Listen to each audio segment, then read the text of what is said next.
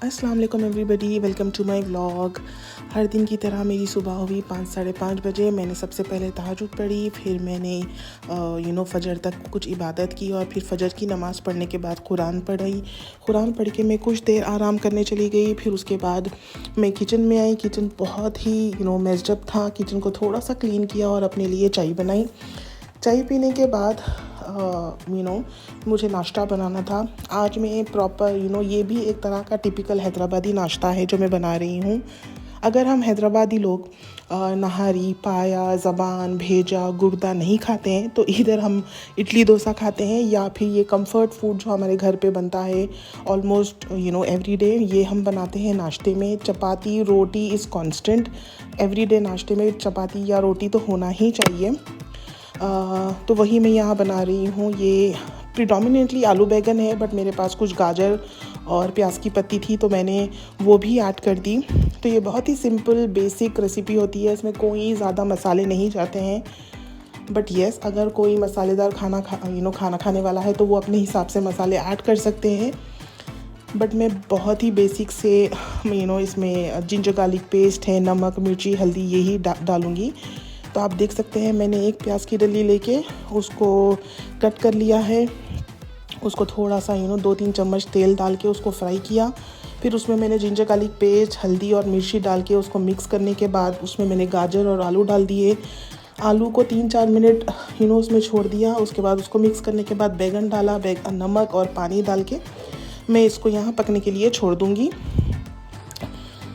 बहुत ही सिंपल और tasty recipe ये होती है। आप इसमें वेज स्टॉक या चिकन स्टॉक भी ऐड कर सकते हैं।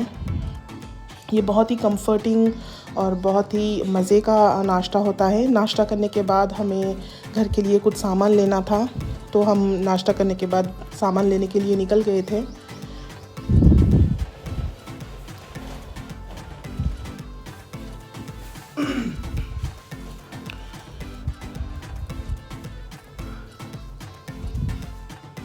सामान लेने तक हमें शाम हो गई थी, भूख लग गई थी। तो फिर हम आ गए हमारे one of the favourite restaurant में, कामात में।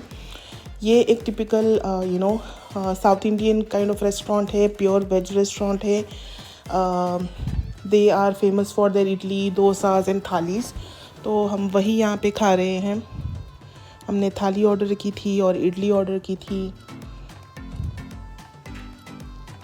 बहुत ही ऑथेंटिक और बहुत ही मज़े का टेस्ट होता है ये। I always enjoy the food there. जब मेरे बचपन से अभी तक भी ये सेम टेस्ट है। It did not change at all. फिर हमने चाय पी और चाय पीने के बाद हम निकल गए घर के लिए। जब हम बाहर आए तो वेदर बहुत अच्छा था और हम कुछ देर वहाँ पे रुक गए। फिर जैसे ही अज़ान होने लग गई तो और भी सुकून दिख रहा था।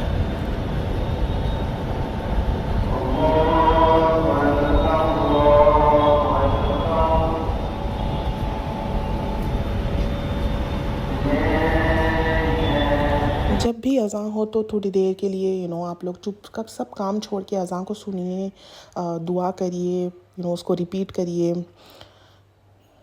तो ये हम आ गए घर आने के बाद मैंने सबसे पहले खजूर को अनपैक किया और उसको वॉश करने के लिए किचन में चली गई। खजूर को हमेशा अच्छे से वॉश करके यूज़ करें। कभी भी मैं जब भी खजूर ख़रीदने के लिए जाती हूँ, मैं देखती हूँ लोग वैसे ही लेके उसको खा लेते हैं टेस्ट करने के लिए। But please don't do that. उस पर बहुत पेस्टिसाइड्स और केमिकल्स होते हैं। उसको अच्छे से वॉश करके खाया करें। घर लाने के बाद भी मैंने उसको 2-3 बार पानी में धोया। फिर उसको बेकिंग सोडा और सिरके में डाल के कुछ देर छोड़ दिया था, 3-4 मिनट। उसके बाद मैंने अगेन उसको रनिंग वाटर में धो के छन्नी में निकाल दिया और फिर मैंने उसको ड्राई होने के लिए रख दिया, जिसमें से ज़्यादा पानी थोड़ा पानी रह गया था। उसको मैंने टिश्यू से क्लीन करके बॉक्सेस में स्टोर कर दिया। ना ही सिर्फ रमज़ान में, बट रमज़ान के अलावा भी मेक श्योर करें कि घर में खजूर रखा करें, क्योंकि हमारे नबी सल्लल्लाहु अलैहि वसल्लम ने फरमाया है कि जिस घर में खजूर होता है उस घर में कभी तंगी नहीं आती है। तो अल्हम्दुलिल्लाह मैं मेक श्योर करती हूँ कि खजूर मेरे पास हमेशा अवेलेबल हो।